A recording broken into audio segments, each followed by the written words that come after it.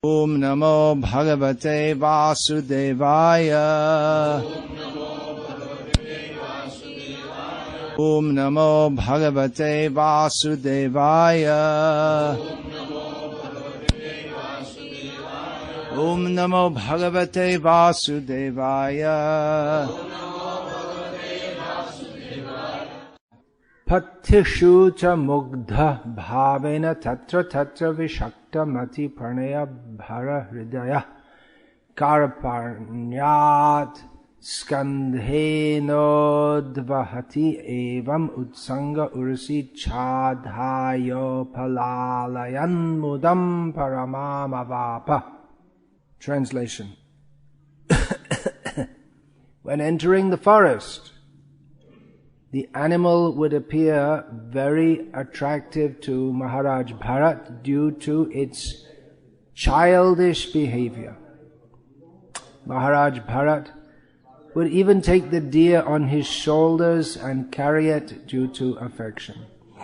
His heart was so filled with great love for the deer that he would sometimes keep it on his lap or when sleeping on his chest. In this way he felt great pleasure in fondling the animal. Purport. Maharaj Bharat left his home, wife, children and everything else to advance his spiritual life in the forest. But again he fell victim to material affection due to his attachment to an insignificant pet deer. What then was the use of renouncing his family? One who is serious in advancing his spiritual life should be very cautious not to become attached to anything but Krishna. Sometimes in order to preach we have to accept many material activities, but we should remember that everything is for Krishna. If we remember this, there's no chance of our being victimized by material activities. So it's very nice to hear how Maharaj Bharat and the deer, there was such a nice relationship between them. Spiritual life is all about relationships. And it's charming to hear about this. Whose heart will not be melted upon hearing how Bharat Maharaj loved the deer and the deer loved him. Perfect love. What Maharaj Bharat did not get in his home with his empire, that sweet love he got without any disturbance from having to be a big king and all the name and fame and glory. He could have pure, unfettered love with no one else to disturb of the deer. So he loved the deer and the deer loved him. What a beautiful story. Srimad Bhagavatam is full of so many beautiful stories. However,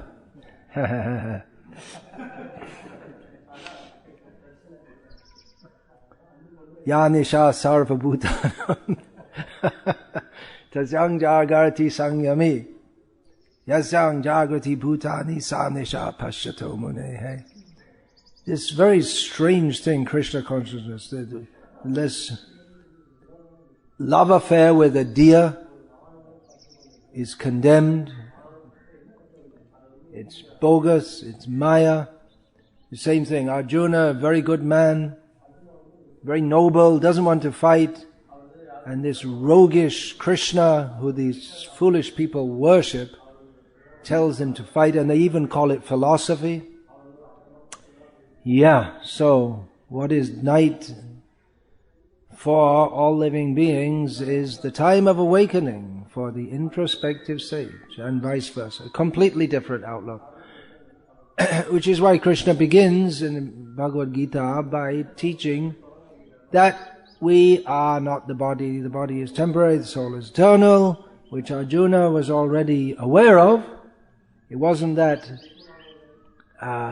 Arjuna was unaware of these things. I mean, even at the present day in India, at least Hindus and Jains and Buddhists have some basic idea, extremely basic idea of this, that we are eternal living beings.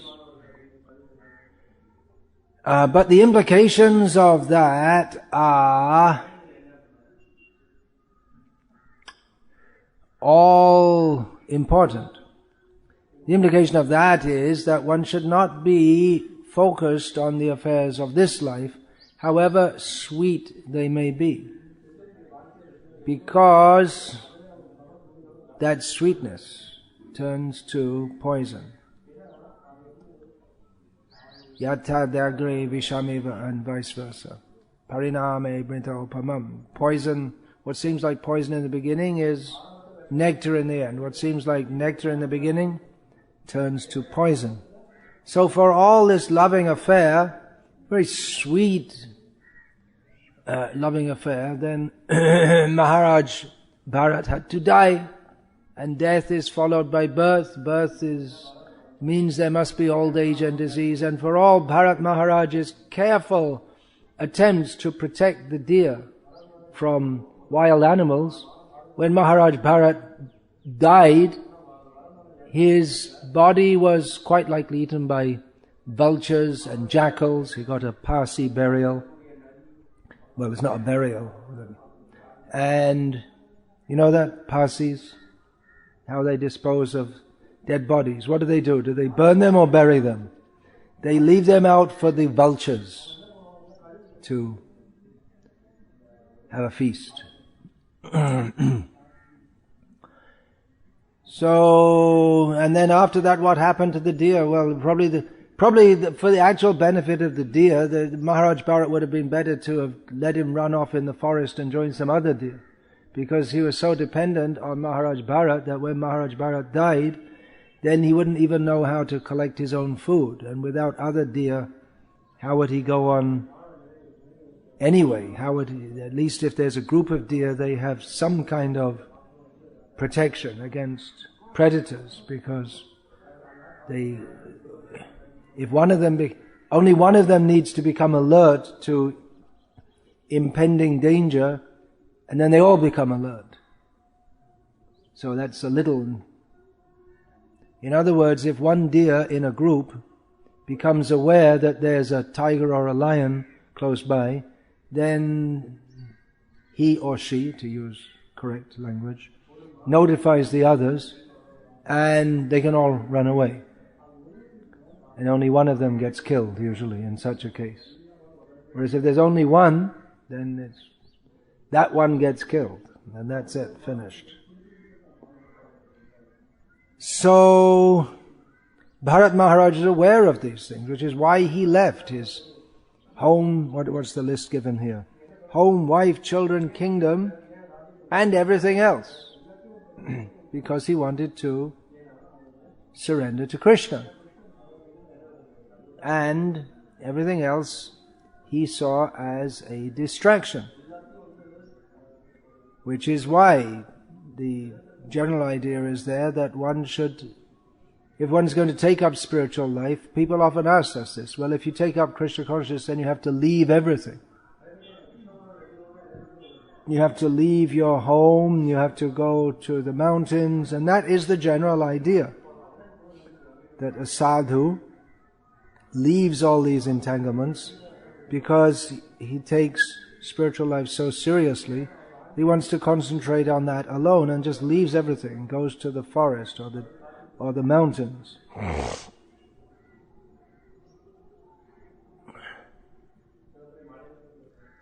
So it's not required in Krishna consciousness that one leaves family affairs if one is in married life. But at the same time, it's a pertinent question.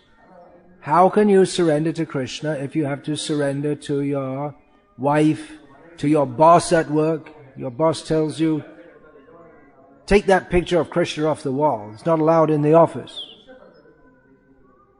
You want to surrender to Krishna, you want to think of Krishna, but the boss doesn't want you to, and you have to do what the boss says. Because then you get the money to serve the children and the home and everything else.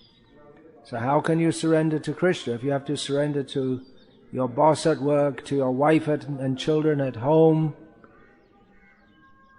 one's life is going in a different direction. So it is possible to dovetail family life with Krishna consciousness, or make the best use of a bad bargain. These different terms are used. The best thing is to live in the society of devotees. Why Srila Prabhupada set up, or wanted to set up, communities in which devotees could live, so that even in their work they have to do, everyone has to do something. Sharira yatra pichate na prasiddhyada karamanaha. Everyone has to do some work, some kind of work, some kind of activity. But if one is living among devotees, with devotees, then we can do that in an atmosphere of Krishna consciousness, and have everything clearly centered on Krishna, and be in association with devotees rather than of non-devotees. And in that way it becomes much easier to surrender to Krishna and think of Krishna.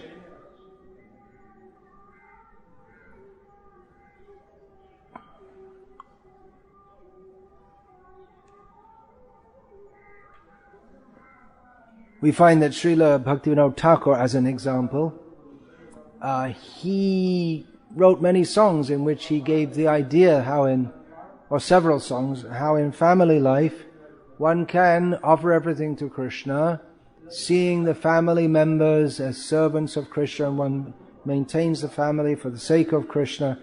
But he himself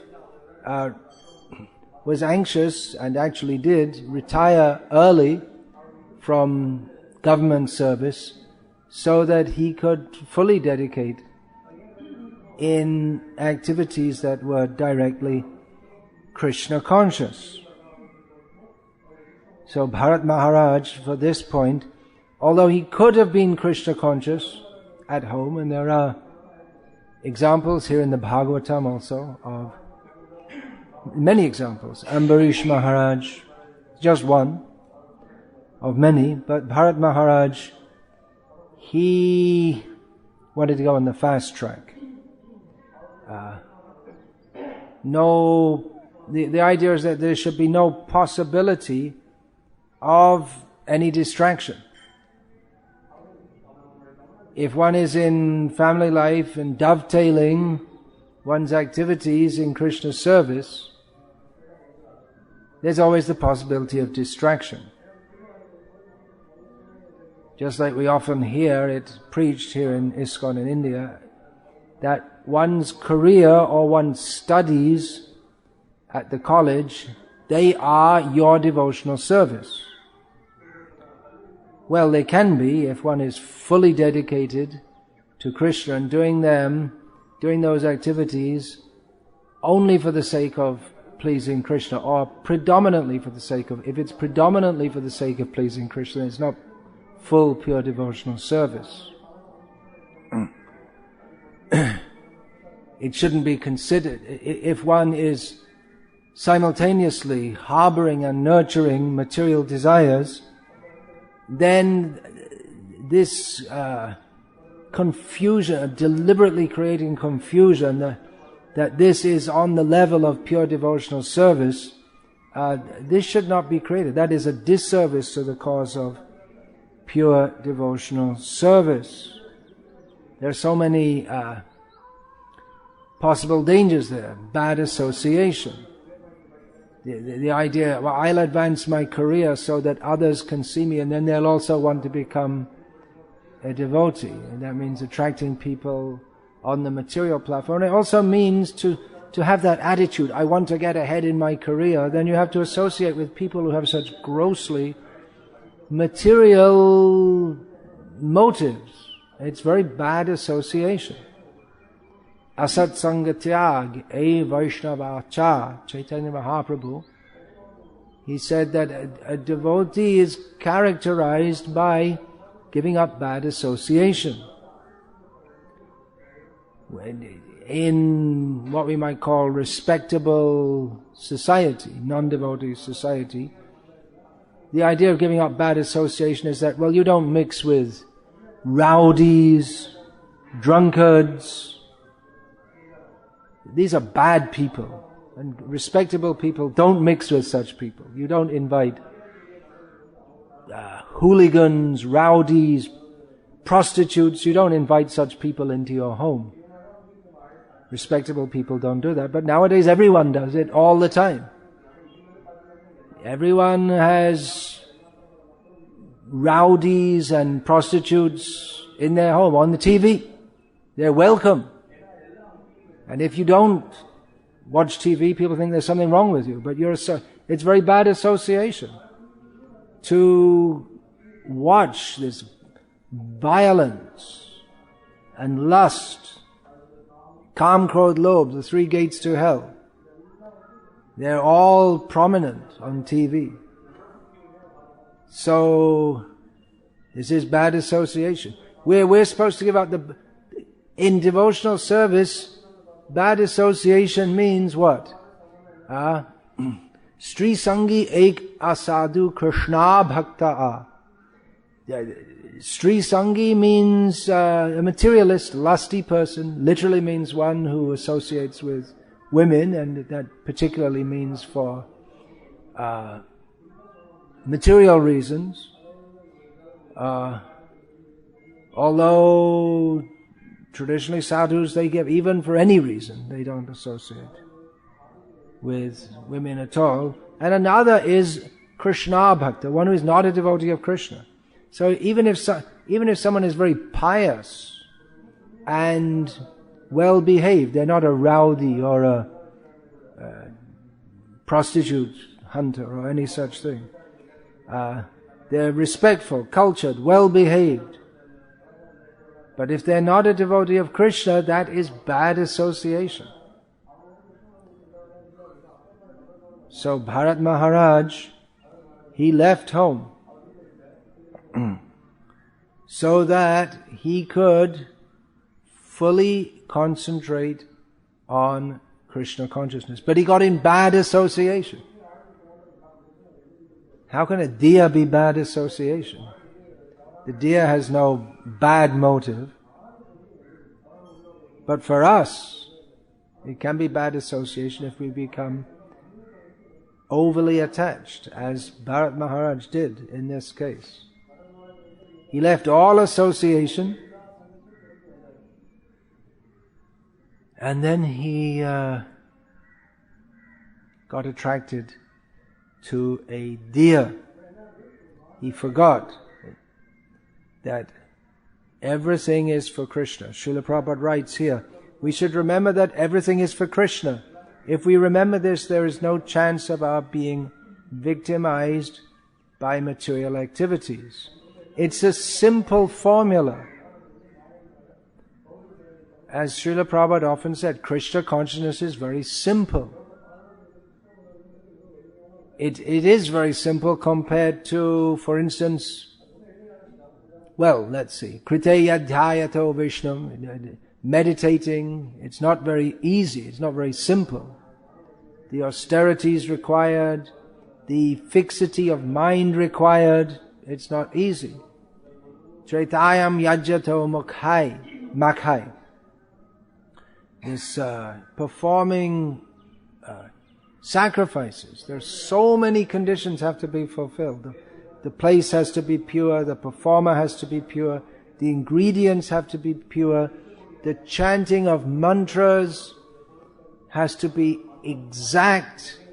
Everything has to be exactly perfect. There are many complex rituals to be performed, even to set up the yagya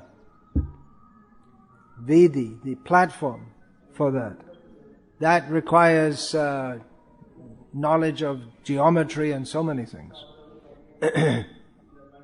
So it's not very easy. It's a very complex ritualistic process. Dwarpare parichayayam, deity worship. Again, lots of rituals,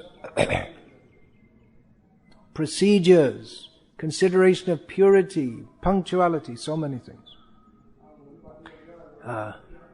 But kalo tadhari kirtanat. In Kali Yoga Kirtan, which is a very simple process. There's no prior qualification or there are no difficult procedures. So bhakti is the whole process of bhakti is very simple, especially Chaitanya Mahaprabhu has given it in a very simplified way. But we find that although the process is difficult, the process is not difficult, but we find the application of it difficult. It should be a very simple thing to remember Krishna. One time Srila Prabhupada gave a lecture on this verse, Mandana Bhava Mad Bhakto. I can't remember which verse it was, either in the 9th chapter or the 18th chapter. So the translation was read. Srila Prabhupada didn't usually, when he was giving class, he didn't usually read the translation and purport. He would have one of his disciples read it, usually. And then Srila Prabhupada would start to speak. And usually Srila Prabhupada's first word of a lecture was, so, as you have heard. And then Prabhupada said, so, what is the difficulty? Is it difficult to think of Krishna? And when Srila Prabhupada said it, it seemed, no, it's easy. But we find the difficulty. We do all that is required. We may be doing all that is required. Rising early, chanting, being engaged in Krishna consciousness. But to think of Krishna, somehow it doesn't come. Somehow means due to anarthas, due to contaminations within the heart. We should remember that everything is for Krishna. That's prior to remembering that everything is Krishna. Krishna is everywhere. Krishna is everything. Starvara jangam deke na deke tar murti sarvatra hoy tar ishta deva svurti. One who is fully Krishna conscious, although he sees everything in this world, moving and non-moving, but he sees everywhere Krishna. Sees Krishna is everywhere, in everything, at the same time separate from everything. He's fully Krishna conscious. So prior to this stage is remembering that everything is for Krishna. As Srila Prabhupada comments in one Gita purport, that in the preliminary stage of devotional service, a devotee takes pleasure in performing the activities of devotional service, and later in a mature stage, he takes pleasure in simply remembering Krishna directly. But the focus has to be kept clearly on Krishna, because it's we do find it very easy not to think of Krishna. Or rather, our mind doesn't naturally go toward Krishna. Srila Bhaktisiddhanta Saraswati Thakur once made a very insightful comment. He said, we can know what is our level of devotional service. Where does our mind turn to? We have to keep engaged physically, mentally. When there's a gap, when there's nothing directly for us to think of, or we're not fully focused, where does our mind turn to? Where do our thoughts go? So we have to focus on Krishna and consciously, clearly put Krishna in the center. Remember Krishna. That's the whole point. As Srila Prabhupada replied when he was asked, what pleases you the most? The question is asked because Yasya prasadad bhagavat prasada. If one can please the pure devotee of Krishna, Guru, then we get the mercy of Krishna. So what pleases him the most? We ask him, what is it? If you love Krishna. That was Srila Prabhupada's reply. So, at the present time within this International Society for Krishna Consciousness, there is a lot of emphasis on what is called indirect preaching, or sometimes called bridge preaching, the idea of incrementally bringing people to Krishna consciousness.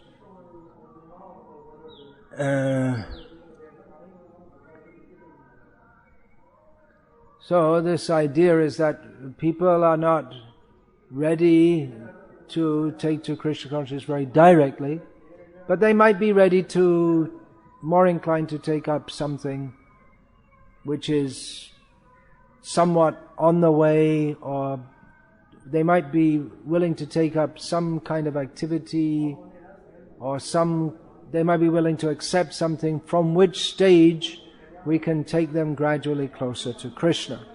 And ideas, or just by interacting with them in a pretty much mundane way, we can make friends with them and gradually bring them into Krishna consciousness. And programs like that include vegetarian cooking classes, yoga classes, what else? Fashion contests. Is that indirect preaching? I guess it's supposed to be. What's the point? It's very difficult to understand how that brings people to Krishna consciousness. Oh, I see. The children bring their parents, and then what? And then you tell them that actually your daughter, who is the fashion queen, that body is just a bag of stinking pus and bones and blood. Is that the idea? Is it? Okay.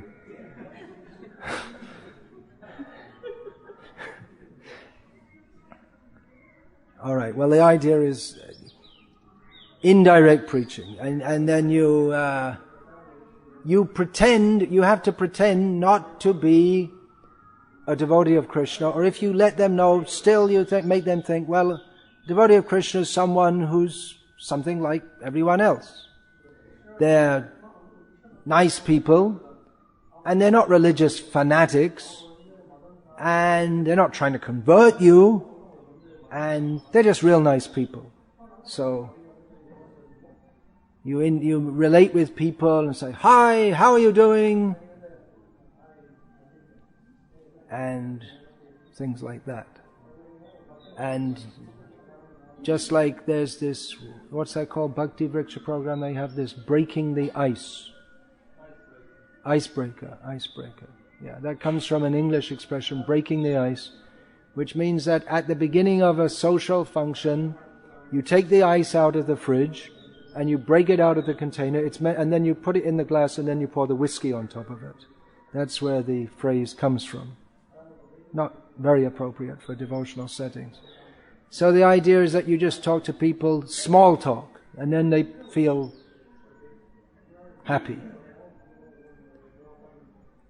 So there's a danger in this, because in doing so, we assume an identity that we're not supposed to. We assume a way of acting and talking that does not foster Krishna consciousness either in ourselves or others. We assume the identity of someone who is acceptable to people who are not in Krishna consciousness on their terms. We become like them with the idea of bringing them to Krishna consciousness. But it's a very dangerous thing to do. It's something like being an undercover agent, going into a country and pretending to be one of their citizens just so you can get some information or sabotage their war efforts or whatever. It's very dangerous, because if we act and think and dress like ordinary people and mix with them in more or less an ordinary way, then we start to think like that. We start to assume that identity ourselves. And it becomes very difficult, if we establish a relationship with people at that level, to change them, because they have established a relationship with us on that level, and they expect us to be like that. One of my disciples in a country in Europe, Bosnia, told me that they did something like this, some indirect preaching program, and after 2 years of gradually bringing people, they told them, well, actually we're Hare Krishna devotees. And some of them said, what? You cheated us. Why didn't you tell us in the beginning? We're not interested in Krishna consciousness. So they just wasted 2 years.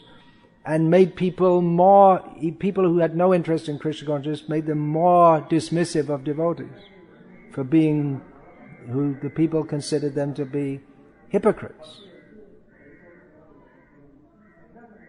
So it's very dangerous. Our own devotees, they get used to talking in mundane ways,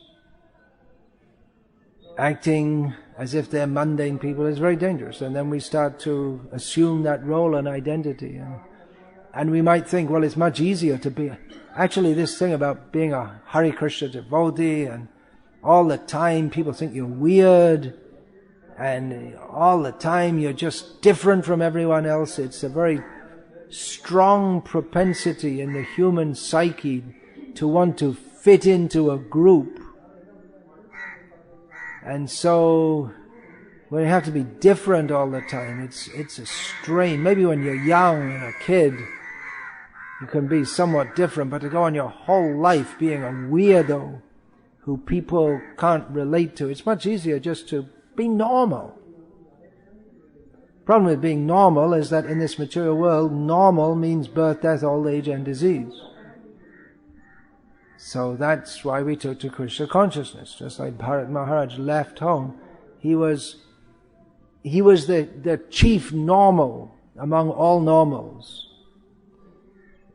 But that situation meant that he wasn't going to achieve the goal of human life.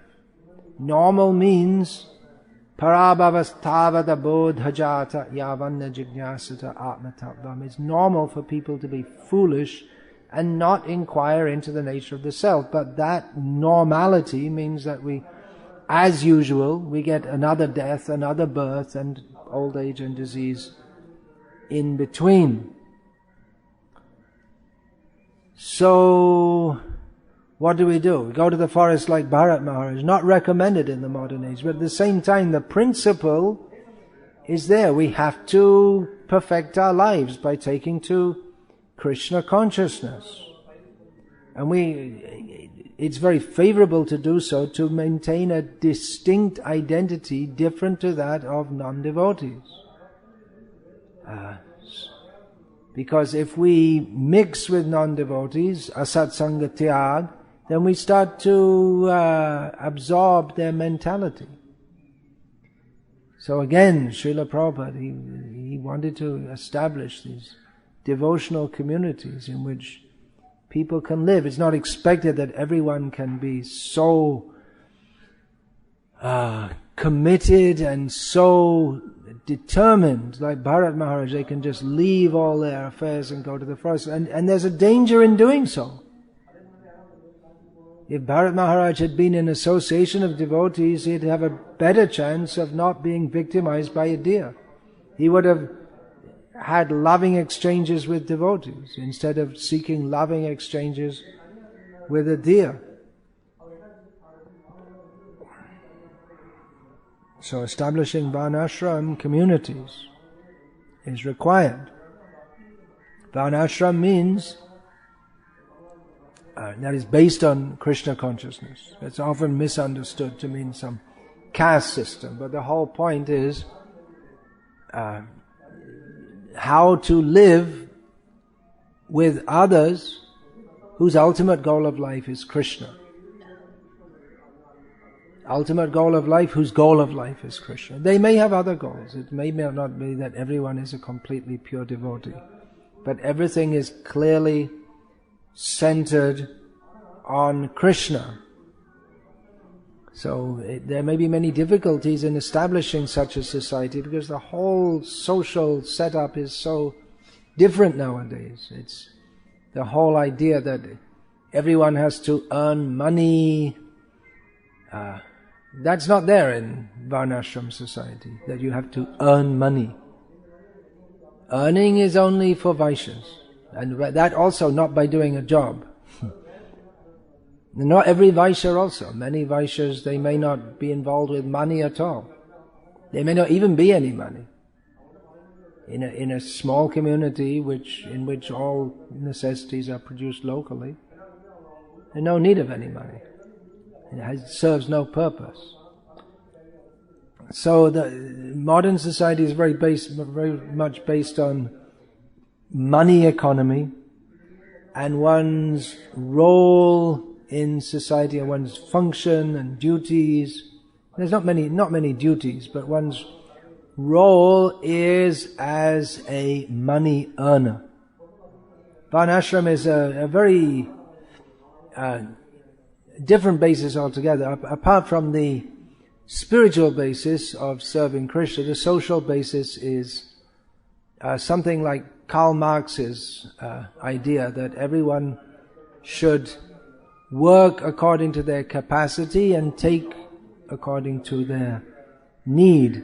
But it's a more developed social structure in which people, it's not like Marx's idea of a single class, but realistically dividing society into 4 major classes in which people are situated according to their guna, their qualities, their propensities, and karma, their natural inclination and ability to work. When we say work in modern English, that one thinks of a job, I'm going to work means you're going to 9 to 5 or whatever. But for a Brahmana, his work is not exactly work in that sense. Studying Shastra. I mean, in the modern age, if someone's sitting around just studying all day, what are you doing? What are you doing? Why don't you do something useful? Srila Prabhupada actually said that if someone wants to simply sit and read all his books all day, they can do so. That's allowed. There's one letter which Srila Prabhupada says, anyone wants to sit and read, they can do all day. But they don't do. They simply sleep all day. So, it's important to see what is everyone capable of. In the modern age, everyone thinks, I have to send my children to school. But is it required for everyone? Is it the best thing for everyone? For every child that they should go to school? We have to see if they require, according to their propensity and ability, if they are intelligent in the matter of scholastics, then they should be sent to school. They may be intelligent in other ways. A potter or a weaver, they're intelligent, but in other ways that don't require being sent to school. How the potter makes pots, the child who's studying Shastra, he may not know how to make such a nice pot. The potter does it very nicely, very well. So he has another kind of intelligence. So it's important that everyone know their abilities, which also means understanding one's limitations. Someone may think, I want to be a big preacher and a big leader, but they just don't have the ability. Dhanadhar Swami told the story that in his childhood in New York City, there was a boy he knew who was really wanted to be a great basketball player. The problem was that this boy was very short. And to be a good basketball player, it's required to be at least as tall as Gokul Chandra Prabhu. At least. That's the minimum in professional basketball. So, to be short is just you can play for fun, but to be a basketball icon, minimally you have to be as tall as Gokul Chandra Prabhu. So it's an impossible dream. He may think, he may practice all day and this and that, but he's not going to be a professional basketball player. It's not possible. So one should be realistic about one's abilities and Not that, well, my son has to be an engineer or a doctor, but doesn't have what's required. As I just read yesterday in one book called The Philosophy of Science by, you remember the name of the author? No, okay. Alex Rosenberg, good Jew. Just see, racial remark. I could be in prison for that in some countries. Not saying there's anything wrong with Jews. Well, he wrote that science should not study the effect of genetics on personality traits like anger, tendency to be violent, intelligence, and so on. We shouldn't study these things. In other words, he's saying that, well, maybe some races are more intelligent than others, and some are by nature more violent than others, according to their genetic theory. We said we shouldn't study this, philosophy of science. It's not politically correct to do so, because according to the United Nations, everyone is equal. So, you should take that seriously. Actually, a few years ago, in a class in America, in one of those few temples where people come to classes, I brought up this. I said, as I gave us a point of contention in the class, I said, well, we can objectively say that Jews in general seem to be more intelligent, better in making money, and in being comedians. There are many things that Jews are famous for. They seem to be a more intelligent people than the average. To which I was replied that no, it's not necessarily. It may be a culture, the way they're raised and their culture and this and that. And the other thing that blacks seem to be better at sports in general and dancing, physical things, and some people seem to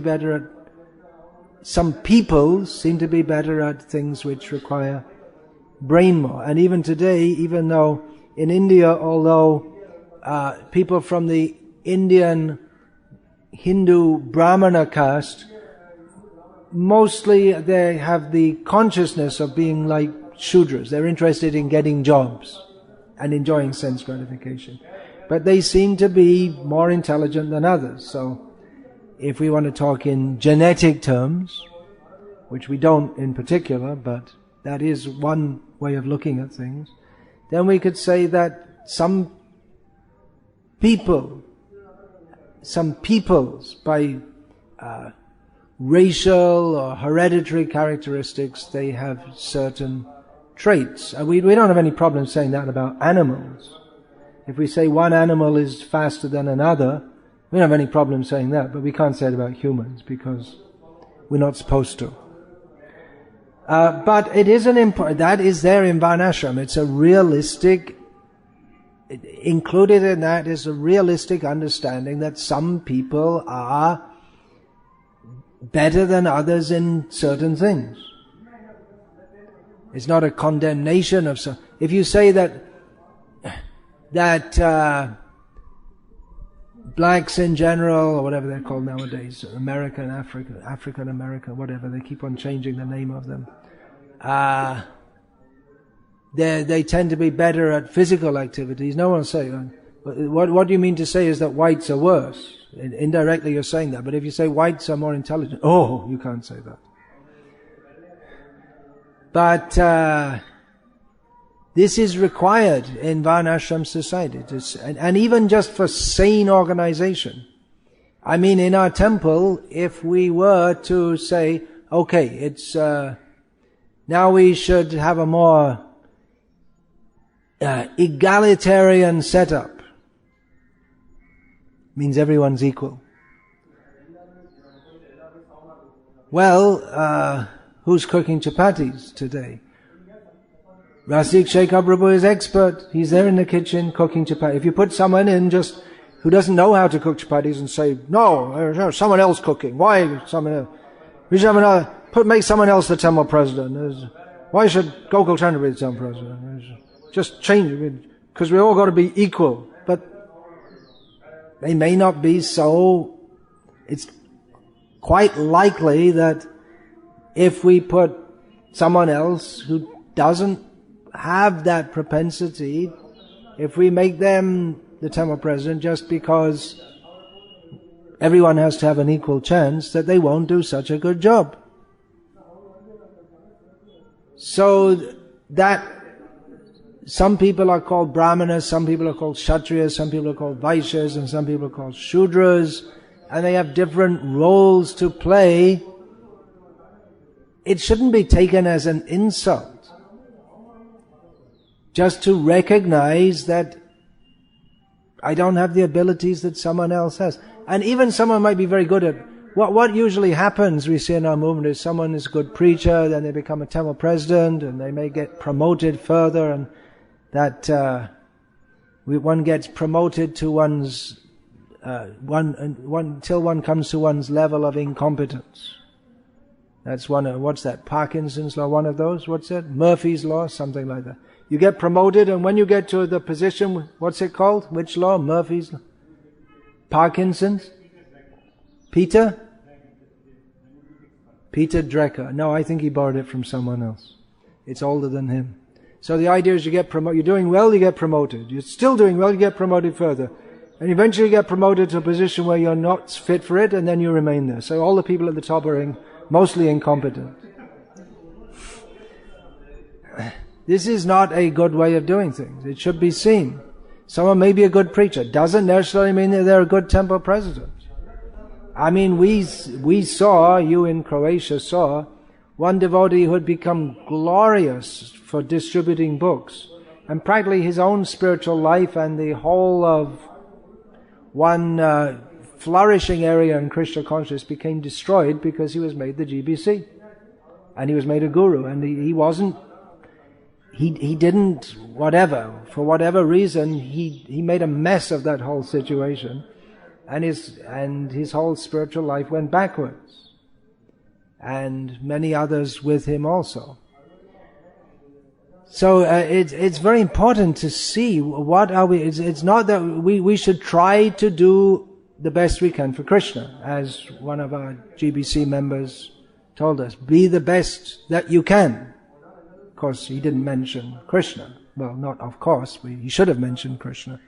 But we should do the best that we can for Krishna. But part of that includes recognizing what we're capable of. If we're ambitious to be a GBC, you could all be GBC members in future. Why are you going to just be going out and selling books and doing these ordinary things? Come on, do the best you can in your life. Get ahead. You can become a temple president, and then after that you could become a GBC. What are you doing? Just cleaning the floor here, wasting your life. Come on, it's a big organization. Make a name for yourself. Well, you could think like that. We don't recommend it, because we're here to become das anudas anudas. But it is possible to get ahead in the organization. And we see sometimes the parents of young men who join the movement, they've become very dissatisfied when they learn that their darling son, who they spend so much money to put through college, is now cleaning the toilets in the temple. But then later, when he gets a good position, then they be, oh yeah, very good, yeah, sure.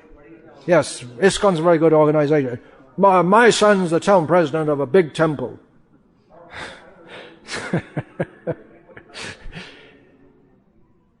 So, anyway, first of all, to nurture such ambitions is foolish and is antithetical to Krishna consciousness. But also we should see who is suited for various services. Someone may be a good preacher. They may not be a good organizer. They may be a good organizer, but they may not be a good preacher, in which case they need guidance, because people are good organizers, but they're not so much into preaching. They tend to organize at the expense of preaching. They miss the point. Preaching is the essence. Or we may think, I want to study Bhakti Shastri course, Bhakti Vaibhav, Bhakti Vedanta, and then Bhakti Sarvabhauma. I'll become an emperor of Bhakti. But if we have the brain, we may not have. It's not Krishna endows people with different abilities. So, some real Varnashram means there's some realistic placing of everyone according to their needs and their propensity, how they can best serve society and serve Krishna. Varnashram, depending which level you're at, the real consideration should be how to serve Krishna and how to live in human society. If one is in lower consciousness, it may be how I can live in society and serve Krishna. That Krishna must be there. Otherwise, it's dharma svanushtita pumsa vishvaksena katasoyaha notpadi adyadiratim shrama evahi kevalam. Simply a waste of time. All this discussion of varnashram. Krishna must be very strongly placed in the center. We have so many theoretical discussions, but we always have to remember it's all meant for pleasing Krishna. Hare Krishna. Any question or comment about this, please?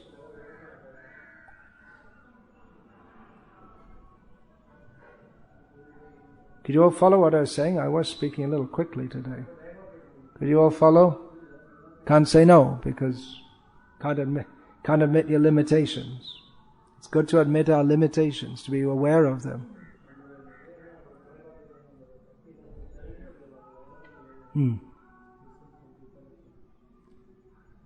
Gopala Acharya, it's, what time is it over there in Ireland? It must be before Mangalarti. He doesn't sleep much.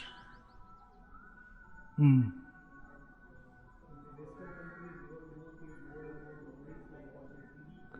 the Western countries, devotees watch TV. No, you're wrong. Devotees don't watch TV.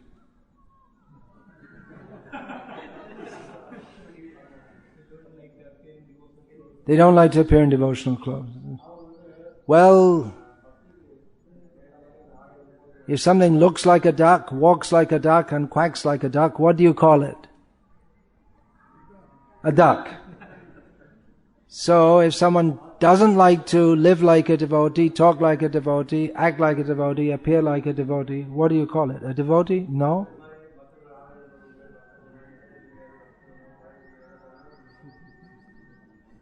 If you want to be a popular temple president, you can organize a fashion show. There is a precedent for it, right here in Tamil Nadu. ISKCON fashion show. Actually, we have the best fashion show every day. Radha and Krishna, how they're dressed. So anyway, what's the question?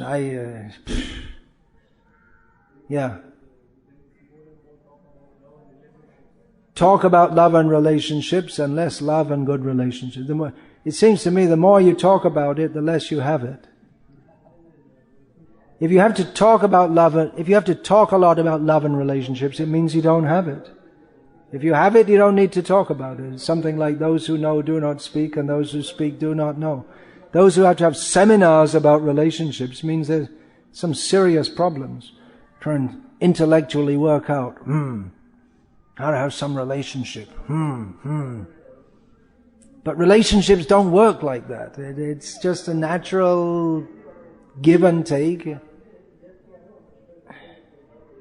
If we all serve Krishna together selflessly, then automatically the relationship will be good. Yeah, okay. What's that? Still trying to ask the question. A lot of talk about love and relationships.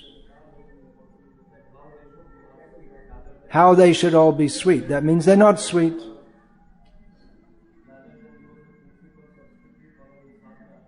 devotional principle of strictly following sadhana. Yeah, if we do that first of all, then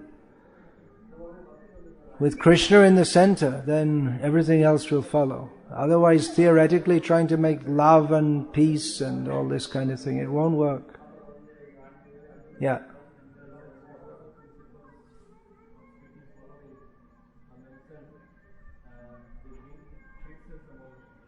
When talk of following devotional principles is brought, then people get upset. Then what?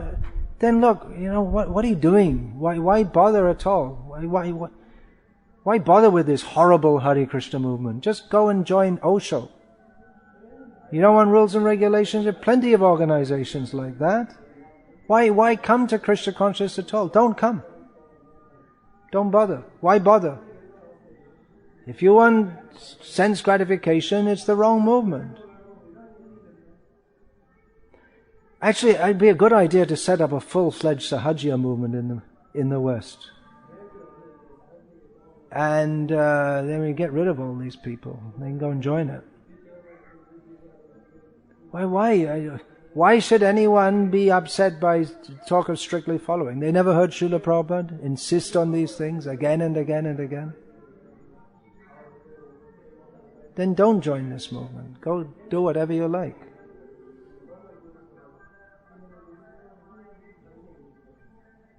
No one's forcing you. We're not forcing. But if we are to be followers of Srila Prabhupada, then we have to follow the principles he gave us. If we don't like it, then just don't try to kidnap Radha and Krishna. Take them away from Prabhupada and say, it's our Radha and Krishna. No, it's Prabhupada's Radha and Krishna. And we have to approach through, and Rupa Goswami's Radha and Krishna. We have to follow through the acharyas. We can't take Radha and Krishna and make them our property on our own terms.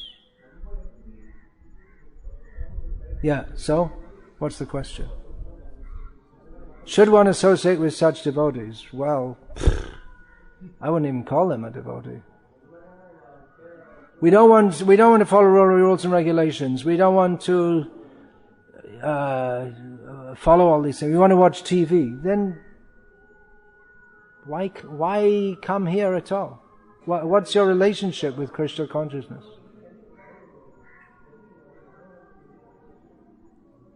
You can just tell them that I'm saying to Gopala Acharya, just tell them they're a nonsense, and then they'll go away and criticize you more. Yeah, and that's a very important point. You may think, well, we have to be open and accommodate everyone, but when you bring in new people who read Srila Prabhupada's books and are inspired by that ideal, they'll be spoiled by these people who will tell them, no, don't be so strict.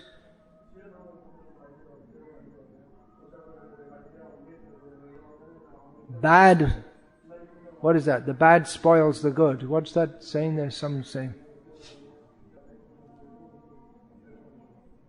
Better we have only one person, or rather than all useless. One cow that gives milk is better than hundreds that don't. If milk is what we're after, then we need a cow that gives milk, not hundreds of cows that don't give milk. There's another saying. What is that? Better to have an empty barn than a barn full of bad cows. I'm just trying to think of the Bengali. I can't think of it now. Shota dushta garu teke shunna goshala bhalo. Something like that.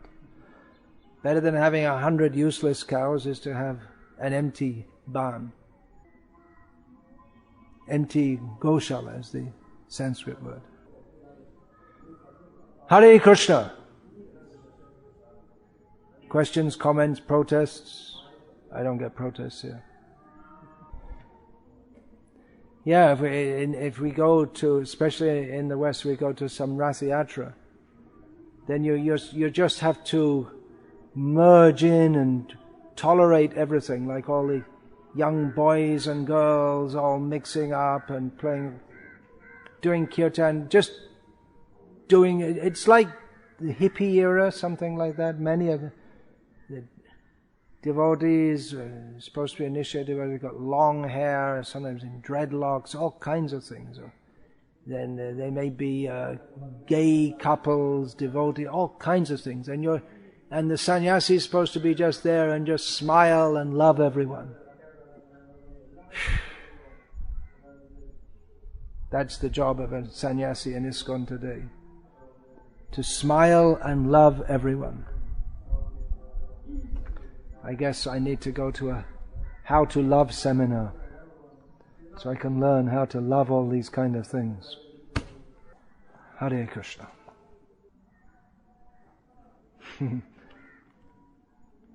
Actually, once after a lecture in Russia, some years ago, one devotee who's the wife of, who's now a guru in ISKCON, Russian guru, came up to me and said that you're just like Jayadvaita Swami. You have no love for your information. Hare Krishna. All glories to Srila Prabhupada.